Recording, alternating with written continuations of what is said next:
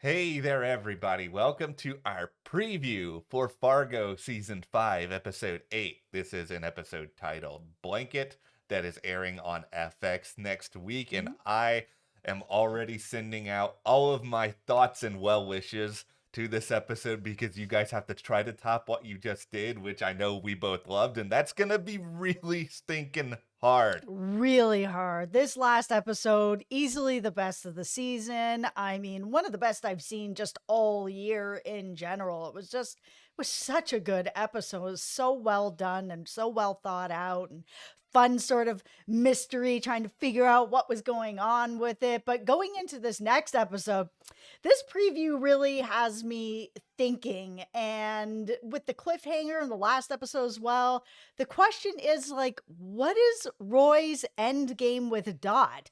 What is he actually expecting or planning to get out of this? Like, now that we've seen that he has her, or he's like, I got you, and he's leaning over the hospital bed, what do you do now? Like, what is it you want to do with this? You're gonna have two wives, you're gonna kill her, you're gonna keep her locked up. Like, what is your plan, Roy? What is it? Okay, we're gonna have theories all about that. We'll dissect the promo that's out there. This is gonna be really, really fun. But before we move any forward here, hit that subscribe button because that will ensure you don't miss any of our other Fargo coverage through the rest of this season. And January, by the way, is shaping up to be an enormous, fantastic murder mystery month. We have so Mhm. many great things planned with Death and Other Details, Monsieur Spade. It looks like it's going to be a great time. We don't want you guys to miss any of that. Also, every single week we have live streams where you can chat with Matt and I Mhm. live over on our Patreon. I'll leave a link for you down below in the description.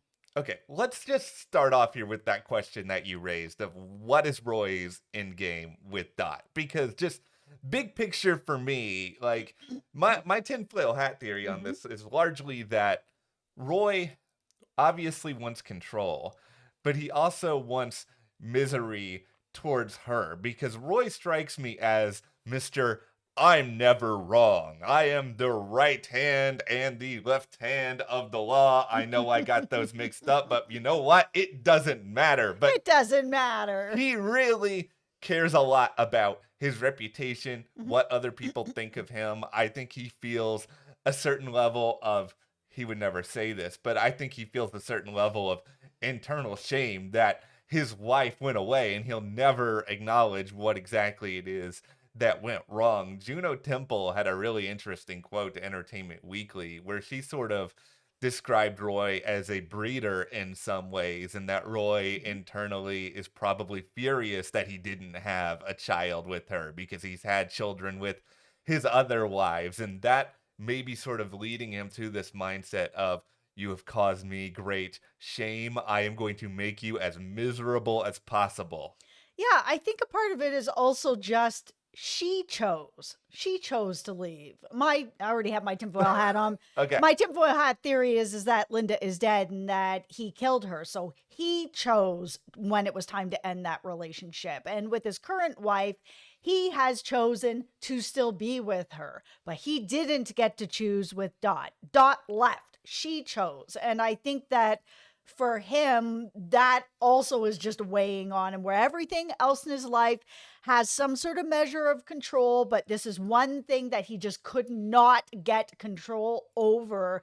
So it's like he just wants to get some sort of, control back in his life again. But then we get back into this question of like, okay, well, what's your end game? Yeah. You have another wife, you have other kids. What are you gonna do? Like, are you just like seriously gonna have two wives? Like, you just gonna keep her locked up, or are you gonna kill her? It feels a lot like an analogy of a cat that's chasing a toy. And once they finally get the toy, and we Mhm. say this as people with a lot of experience with cats, Yes. what are they gonna do? What are they gonna do with the toy then? It's just like Roy has been after Dot for all of this season. He has her now. I don't even know if he's necessarily like thought that far ahead. I think he just wanted this victory, wanted to boast to himself about it. The only thing I feel reasonably confident in saying is that he's not going to get rid of her in episode 8 just because, nobody would like that story, and I don't think that's the story Noah Hawley wants to tell with Fargo this season. It's also going to be interesting to see if he tells his wife that he Yeah. actually has Dot, or if she just accepts it because she kind of has to accept everything because that's the relationship that they are in right now, where he controls everything. She does whatever he says. Like, I'm very curious to see how much she's going to know about it. Also, of course, how much Gator's going to be involved in any of this after the puppet story. Yeah. I mean, we saw that when they were younger, there was a little bit of a connection with them where they were both fearful and leaning on each other for comfort. One of the things that I've said in the past is just sort of my dream scenario for this season is that slowly and surely Roy loses every single person who is next to him. And I have focused a lot on Gator in these videos, and that may just be because I'm Gator Gang. I want to believe in Gator. But, Roy's wife is an important part of this equation. I kind of feel like if Roy is just like, guess who I brought home, honey? My past wife who ran away. Like, any normal response would be like, okay, I'm going to go to the police now. I'll see you later. I don't know. Yeah, except he's the police, right? Yeah. And he's also been doing the same thing to her that he did to Dot, that he did to Linda. Like, she might be in a situation where she's just like, I don't feel like I can say Yeah. anything. And because Roy is Roy and he's larger than life and can do whatever he wants, I would not be surprised if he told his wife and was like, listen, this is just the way it's going to be. You got something you want to say about it? No, that's what I thought.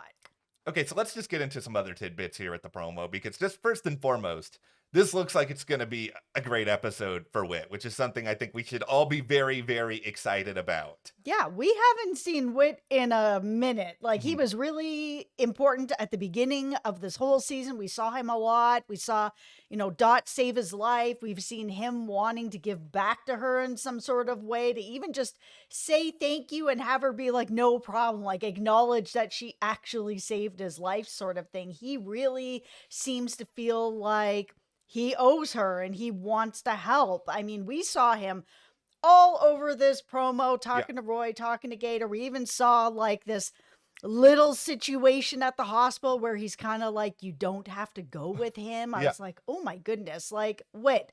If Wit isn't involved in some sort of like way to help and give back to her, like I would really be surprised. Yeah, I think he's a genuinely good person who is good at his job, who wants to pay things forward. And like the biggest question I just sort of have with him is, what can he really do? He's just sort of outnumbered. He doesn't know who to trust. Like, we've already seen little inklings of this already this season, but Mhm. I'm glad that he's there as sort of a good example of somebody within this sort of world of profession that is clearly surrounded by a lot of people who are not good. I mean, Indira Mhm. seems to be good in her own right, but it's just he can't do everything by himself. And I think that's going to be one of the big challenges that he runs into both in this episode and for a lot of the season, even when he has tried to help Dot in the past. Like, she, Mhm. understandably, for reasons involving her not wanting to be, revealed or put in further danger, like, she has not been altogether forthcoming with him before.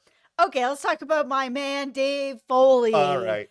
We haven't seen much of him this season, but he is in the promo, and it looks like he's got three guys who are all tall, brown haired, white guys, Yeah. and he's registering them to all have the same name. So I've already have my tinfoil Yeah. hat on, but my tinfoil hat theory is that he's going to have them all be named Roy because, Roy also tall, white, brown hair.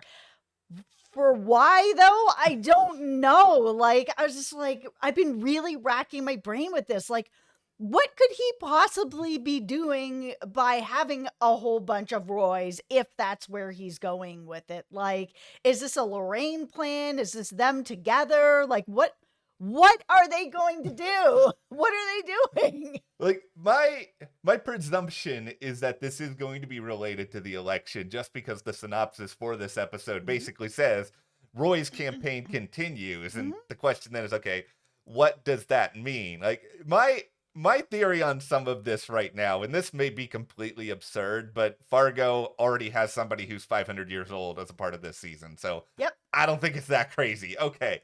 What if Danish is just sort of like, okay, Roy is already this huge household name all over the Hmm. place. Like with the way he presents himself, I think he has to be somebody a lot of people in his area know a little bit about. So Hmm. Danish is thinking strength in numbers. We're going to come up with effectively a new candidate. And we found these three Hmm. people who all look kind of like each other. And so now we're going to have Bob Bobson is going to go out there on the campaign trail, and you have a different Bob in different spots. They're all building a Hmm. campaign, and with that, you're able to cover more ground. It seems like the election is coming up pretty fast here. You may not have a lot of time. I mean, this theory may blow up in my face anyway, because I don't know if there's like a deadline to start running for office. Maybe that has surpassed it, but maybe Lorraine has paid people off so that it could work. I mean, that's the biggest thing here. If Lorraine is involved in whatever Danish is doing, and Hmm. I would personally tend to think that she would be, Yeah. they have unlimited money that they can throw at this, way more than Roy even has. Roy is just like a figure, and he's a figure Hmm. with a lot of power and bravado, but he doesn't have anywhere near the same stuff to back it up. Yeah, Lorraine has a lot of money. Like, whatever it is she's planning to do to Roy, I mean, we already know that she's planning to do something. So, like you, I feel like whatever Danish is doing with these three brown-haired men to be like, you're all named the same thing, that it has something to do with the election. I just don't know what. But that's a really good Oh, theory thanks. that, like I said, I thought that it was just going to be a whole bunch of Roys Yeah. because they all look like him. But I mean, I don't know what he would be doing with that. But the idea that he's got like three Bobs that are all going to be like one guy that are trying to just cover more ground, I mean, that's a great idea. Well, let's look at your idea for a moment here, because okay, this is also maybe completely absurd, but let's think about this. What if your idea is, okay, he's got these three Roys. What if he has one of them like rob a bank or something? Well, that's what I was wondering, Yeah, if like maybe, they have a bunch of Roys out doing a whole bunch of bad things and yeah. being like, "Yeah, I'm Roy Tillman. Here's my ID. It says Roy on it," because, they've legally all changed their names to the same thing. That, the only issue that comes with that, of course, is that people know exactly what Roy looks like. Like, I don't suspect that these guys look exactly like Mhm. John Hamm, but they are all similar, right? I can't help it that this is the part of the episode that I'm the most excited for, just because it's the most absurd. Like this is the sort I of know. this is the stuff that I love. I love a good caper. I love this. Reminds me kind of vaguely of Catch Me If You Can, which is a Mhm, movie I mhm, really, really love. mhm. We'll see exactly where things go, but we're prepared for pretty much anything. This is Fargo. Absolutely. I mean, there's not much of this season left, but it's been a great ride so far. Very, very dark content, Yeah. obviously, but there's been a lot to discuss, lots of theories, lots of mystery around what's going on and what could be going on. But I'm excited for this next episode because, like I said, it looks like my man Dave Foley, he's gonna Yeah. be in it. All right. Well, hit that subscribe button, everybody, so you don't miss our review of Fargo season 5, Mhm. episode 8 when it airs. It's also a great way to support us here at the channel. Thank you to our patrons for your Thank you. support, and we will see you here next time.